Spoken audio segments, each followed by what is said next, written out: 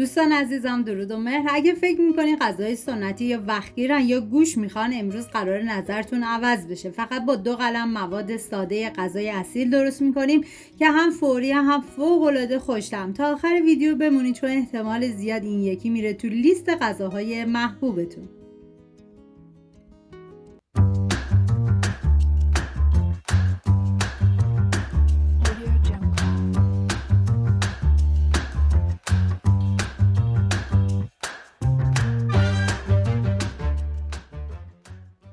یک عدد پیاز متوسط رو به صورت نگینی ریز میکنم. این غذا برای 3 نفر در نظر گرفته شده. شما به اساس تعداد نفرات باید مواد رو کم یا زیاد کنید. من اندازه ها رو هم در طول ویدیو میگم، هم داخل دیسکریپشن نوشتم. داخل قابلمه مقداری کره حیوانی ریختم که همیشه گفتم اگر براتون امکان داشت برای غذای سنتی از کره و روغن حیوانی استفاده بکنید، چون عطر و طعم غذا رو فوق العاده خوشمزه تر میکنن. بعد از داغ شدن پیاز ریز شده رو میریزم، هم میزنم و میذارم تا پیاز کمی نرم و شیشه‌ای بشه. توی این فاصله میریم سراغ سیب زمینی که ما نیاز به 1 عدد سیب زمینی بزرگ داریم. به صورت نگینی ریز خورد میکنم. اشکنه شنبلیله با کمترین مواد عطری میسازه که کل خونه رو میگیره. ساده و گرم و دقیقاً همون طعمی که دل آدم میخواد. بعد از ریز شدن به پیاز اضافه میکنم و زمانی که سیب زمینی رو اضافه کردید باید بذارید با حرارت کم به مدت 1 دقیقه تفت بخوره. من هم میزنم.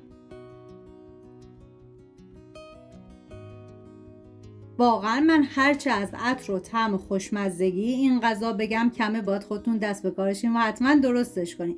مطمئنم هر کی هم بخوره عاشقش میشه. نوبت اضافه کردن ادویه هست، شامل زردچوبه، نمک، فلفل سیاه و پودر تخم گشنیز. هم میزنم و میذارم ادویه ها تفت بخورن، عطر ادویه ها آزاد بشه.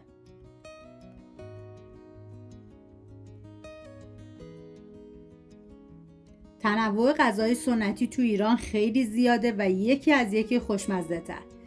حالا 2 قاشق غذاخوری آرد نیاز داریم که به بقیه مواد اضافه میکنم، هم میزنم و میذارم یه تفت مختصری بخوره و باید حرارت همچنان کم باشه.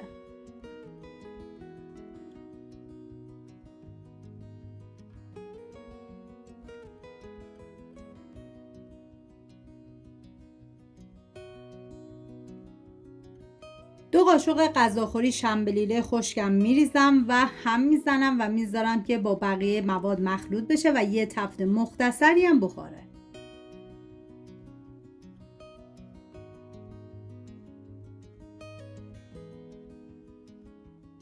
ببینید چون این غذای من برای 3 نفر در نظر گرفته شده، من برای هر نفر 1 لیوان نصفی آب جوش میریزم.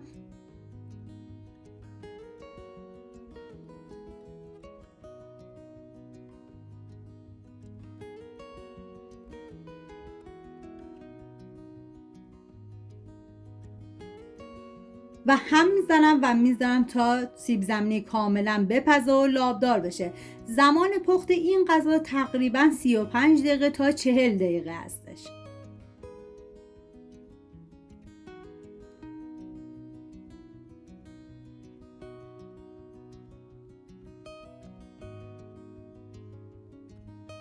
بعد از اینکه سیب زمینی پخت، من اول یه هم میزنم و بعد این غذا گفتم چون برای 3 نفر هست شما میتونید به ازای هر نفر 1 تخم مرغ اضافه کنید، ولی من برای 3 نفر از 2 عدد تخم مرغ استفاده کردم که 1 تخم مرغ کامل به همراه یه سفیده دیگه با هم دیگه هم زدم و ریختم داخل اشکنه و 1 زرده رو به صورت کامل ریختم.